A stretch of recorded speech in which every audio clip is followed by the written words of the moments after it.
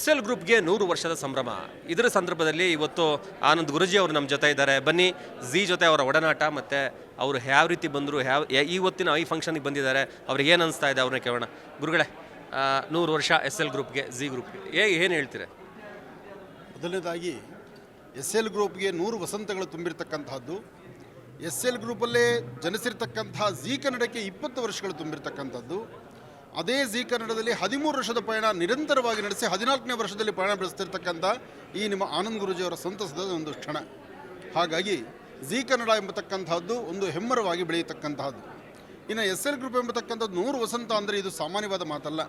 ಇನ್ನೂ 100 ವಸಂತಗಳನ್ನು ತುಂಬಲಿ, ಶ್ರೀನಿವಾಸನ ಅನುಗ್ರಹ ಇರಲಿ, ಹೀಗೆ ಧರ್ಮ ಮಾರ್ಗದಲ್ಲಿ ನಿರಂತರವಾಗಿ ನಡೀಲಿ ಅಂತಕ್ಕಂಥದ್ದೇ ಈ ನಿಮ್ಮ ಆನಂದ್ ಗುರೂಜಿಯವರ ಮಾತು.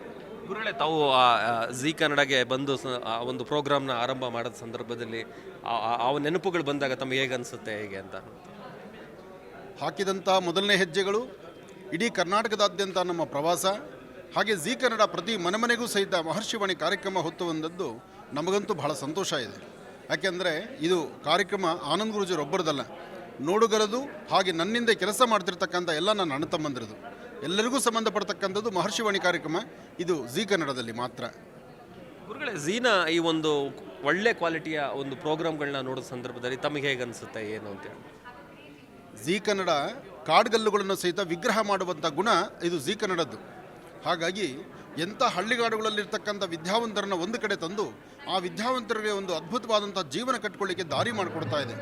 ಕಲಾವಿದರಿಗೂ ಸಹಿತ, ಸಂಗೀತಗಾರರಿಗೂ ಸಹಿತ, ನಾಟ್ಯ ಕಲೆಗಳನ್ನು ಮಾಡ್ತಕ್ಕಂಥವ್ರಿಗೂ ಸಹಿತ ಎಲ್ಲರನ್ನೂ ಒಗ್ಗೂಡಿಸ್ಕೊಂಡು ಒಂದು ದೊಡ್ಡದಾದಂಥ ರಥದಲ್ಲಿ ಪಯಣ ಬೆಳೆಸುವಂಥದ್ದು ಅಂತಹ ಅದ್ಭುತವಾದ ಗುಣ ಝೀ ಕನ್ನಡದ್ದು.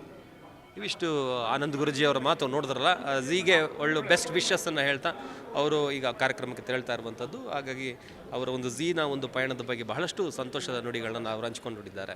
ಕ್ಯಾಮರಾ ಪರ್ಸನ್ ನಾಗರಾಜ್ ಜೊತೆ ಪ್ರಸನ್ನ, ಝೀ ಕನ್ನಡ ನ್ಯೂಸ್, ಬೆಂಗಳೂರು.